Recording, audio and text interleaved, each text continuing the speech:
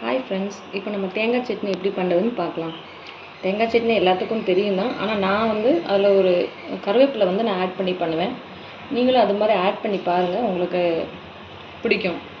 பாருங்கள், தேங்காய் நான் இந்த அரைமுடி தேங்காய் எடுத்திருக்கேன். இதுக்கு 3 மிளகாய் எடுத்திருக்கேன் நான். அப்புறம் ஒரு பல் பூண்டு, இஞ்சி போட்டிருக்கேன். கருவேப்பிலை இந்த மாதிரி ரொம்ப போடாமல் நீங்கள் ஓரளவுக்கு கழுவி எடுத்து இவ்வளோ போட்டுக்கோங்க.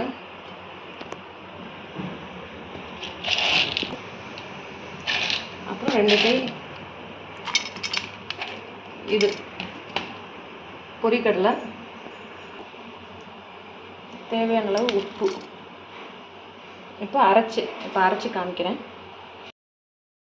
பாருங்கள் ஃப்ரெண்ட்ஸ். இப்போ தேங்காய் சட்னி அரைச்சாச்சு. ஒரு லைட் க்ரீனிஷாக இருக்கும். இப்போ தாளிக்கலாம். தாளிக்கிறது ஆப்ஷனல் தான். நீங்கள் வேணும்னா தாளிச்சிக்கலாம், இல்லைனா நீங்கள் விட்டுலாம். நான் தாளிக்க போகிறேன். தாளித்தா கொஞ்சம் டேஸ்ட்டாக தாளிக்க போகிறேன். தாளிக்கும் போது நீங்கள் கொஞ்சம் சின்ன வெங்காயம் போட்டு தாளிச்சிங்கன்னா டேஸ்ட்டாக இருக்கும். இந்த மாதிரி சின்ன சின்ன பீஸாக கட் பண்ணி, நீங்கள் ஒரே மாதிரி கட் பண்ணணும் கூட அவசியம் இல்லை. சின்னதும் பெருசுமாக கூட கட் பண்ணிக்கலாம்.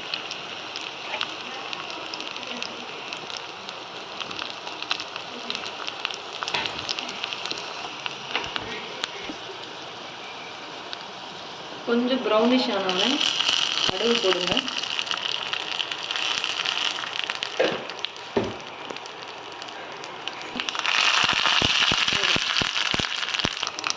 வெங்காயம் ப்ரௌனிஷ் ஆனோடனே ஆஃப் பண்ணிடுங்க. கடுகு வெடிக்கும்.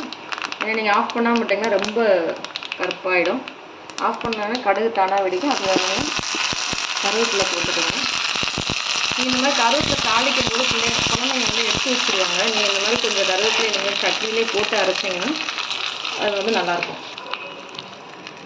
தாளிச்சாச்சு. இப்போ தேங்காய் சட்னி ரெடி. நீங்களும் இது மாதிரி செஞ்சு பாருங்கள், நல்லாயிருக்கும். கருவேப்பிலை ஆட் பண்ணி கொஞ்சம் பண்ணிங்கன்னா நல்லா டேஸ்டியாக இருக்கும், ஹெல்த்தியாகவும் இருக்கும். Hi friends.